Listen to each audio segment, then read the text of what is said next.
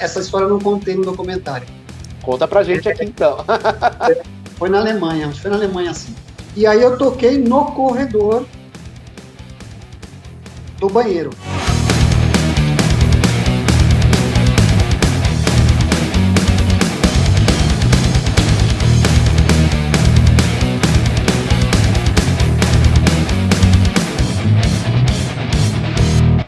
Fala galera, aqui é Anderson Bellini, diretor do documentário André Matos, Maestro do Rock, e eu tô aqui para bater um papo com vocês. Como vocês sabem, nosso documentário está sendo rodado há mais de um ano somente com recursos próprios. Só que agora a gente chegou no momento crucial do nosso documentário, onde a gente precisa dar saltos maiores. E para que esses saltos sejam dados, a gente precisa da sua ajuda. Para isso a gente criou aqui a nossa vaquinha, para que você possa contribuir com o valor que você puder. Sabe o que é legal? O seu nome estará nos créditos finais do documentário caso você possa nos ajudar, porque você é um apoiador do nosso documentário. Ah, não posso ajudar? Com valor nenhum? Então curta sempre os nossos vídeos. Divulgue os nossos vídeos, divulgue a nossa vaquinha. E você também vai estar contribuindo. Então vamos lá, vamos fazer desse documentário o maior documentário feito no Brasil, do nosso querido maestro André Matos. Eu vejo vocês em setembro. Existe um Angra em cada CD. Existe um ambiente em cada CD, né? Então, eu consegui viver em um dos melhores ambientes, para mim, que foi Angels Cry e o Holy Land. Não inteiro o Holy Land, mas o ambiente do Angels Cry, eu acho que foi o melhor ambiente do Angra, como banda, né? A interação de todos os músicos, né? Uhum. Todos querendo que realmente a banda desse certo. Então, a integridade de todos os músicos, né? Kiko, Rafael, Ricardo Confessori, Luiz Mariucci, André Matos, era uma banda que foi um prazer estar com eles, né? E foi um momento diferenciado, porque foi um momento muito mais grupo, banda. E o legal é que você participou dos três, né, cara? Das 3 turnês, né? Isso as turnês que ainda tinham dentro daqueles álbuns, né? O Holy Land teve a turnê do Freedom Call, a turnê do Holy Live, né? Então, você participou de todas, né? Você saiu no finalzinho do Fireworks, né? Então, você Eu saí teve a no final. oportunidade de pegar toda a turnê. Eu saí, nós fizemos o show do Zenith. Aquele com o Bruce, né? Com o Bruce Dickinson. E depois teve um show no Chile, do Fireworks. A turnê do Angels Cry, por exemplo, tinha muito perrengue nessa turnê, que as pessoas acham que, né, era um mar de rosas esse começo, era tudo não meio tinha que... tanto equipamento, ia de van, não tinha equipamento, os palcos também não tinha estrutura e tudo mais. Como que vocês se adequavam a essas né, momentos assim, essas situações adversas assim? Com paciência, né? Quem tinha paciência, vivia. Quem não tinha, reclamava. Mas, assim, eu lembro de um show na Alemanha. Acho que foi na Alemanha. Eu até conto essa história, eu não contei no documentário. Conta pra gente aqui, então.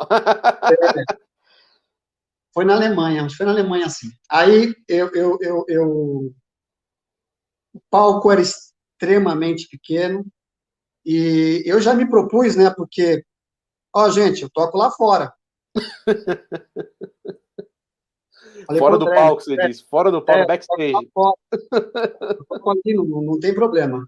E realmente não tinha espaço, cara, físico, né?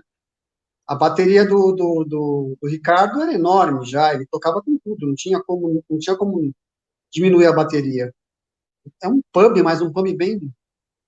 Tinha camisas de clubes, bom, era um bar temático, mas... E aí eu toquei no corredor do banheiro. Nossa. Do lado, eu não cantei essa história. Situação adversa total. O Luiz Mariucci deve lembrar dessa história. Tinha aqui a facadinha, então não tinha espaço, eu toquei no corredorzinho de lado, tinha o banheiro aqui, a entrada do corredor do banheiro, então eu fiquei ali, mas eu fiquei bem confortável, gente, eu não fiquei... Tá. Às vezes passava alguém, esbarrava, Mas era o que tinha para fazer, era o que tinha para a gente tocar, então a gente fazia sem problema. A gente fez um festival Wacken, um Wacken na Verdade.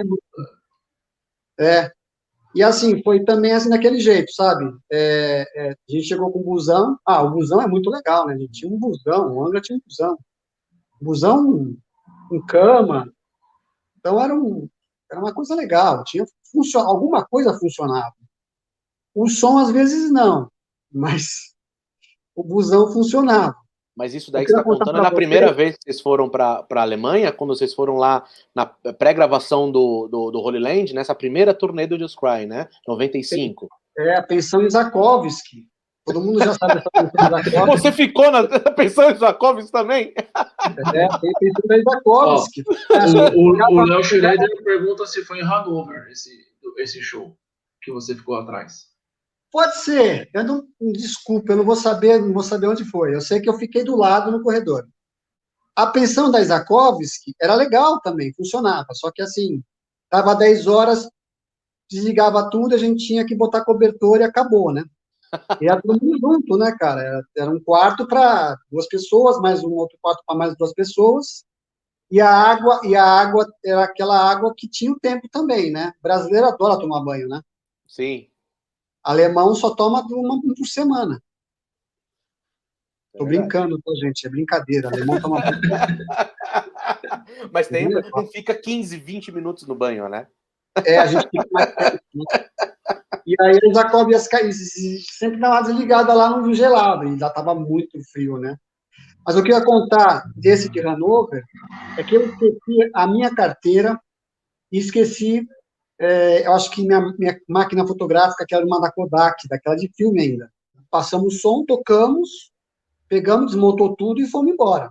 A gente já estava andando há uns meia hora. Cara, eu dei um berro, eu falei, esqueci minha carteira, volta, volta, volta. Aí toda a turma nossa falou, ó, já era, já perdeu, já foi. Na época da passagem de som, já foi.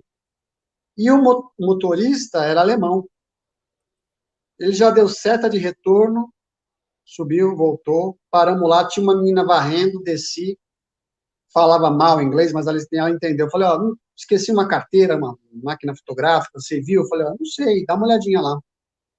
Pessoal, eu deixei a carteira e a máquina fotográfica do lado da caixa do pub. Estava no mesmo lugar com tudo dentro. Caramba. É.